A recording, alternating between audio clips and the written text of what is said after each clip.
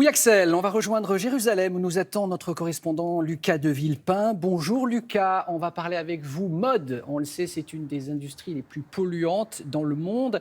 Alors, vous avez rencontré un Français qui a trouvé une solution pour rendre le prêt-à-porter plus éco-responsable. C'est quoi cette histoire de jeans délavés dans la mer Morte? Racontez-nous, Lucas.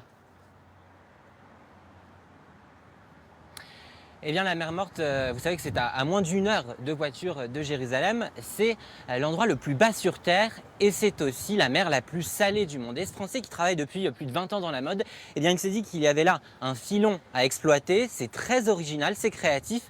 Regardez ce reportage préparé avec Ofsep Nalbandian.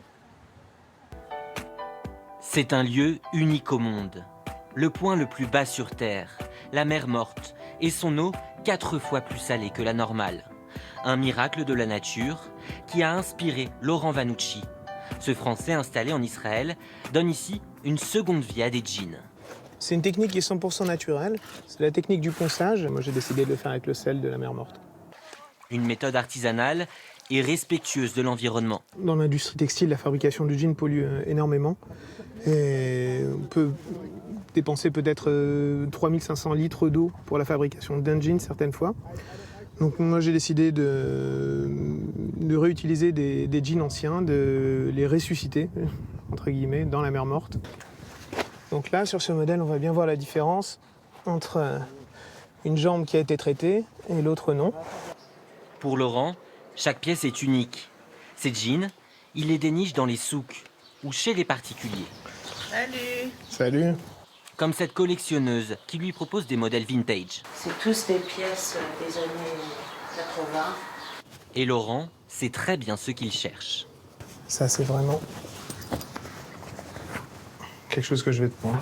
Le premier toucher, je sais tout de suite si une toile va convenir justement à une reconstruction. Évidemment, après l'aspect général, la couleur, l'histoire qu'il a eue, ça se voit tout de suite. Avec un jean, on partage des rires, des pleurs, toute une vie. Dans sa boutique à Tel Aviv, chaque pantalon est redessiné. La coupe rajeunie. Là, c'est un jean que j'ai trouvé. J'ai bien aimé la couleur, la patine qu'il avait. Je vais le transformer en slim et je vais ajouter sur la poche une application de matière. La touche finale. Avant, un dernier symbole. Pour chaque jean, je livre un cristal de sel qui vient directement de la mer Morte pour que chacun puisse avoir une petite partie d'Israël, une petite partie de la mer Morte quand il reçoit son jean. Des pièces recyclées dans la mer, les clients ont tout de suite accroché. Ils renouvellent les jeans de manière si originale. Et puis leurs couleurs sont vraiment très spéciales. J'ai vraiment adoré le concept du seconde main tout d'abord, du délavage aussi qui est éco-responsable et puis l'histoire que représente le jean, quoi. À la mer Morte, Laurent a aussi voulu rendre quelque chose.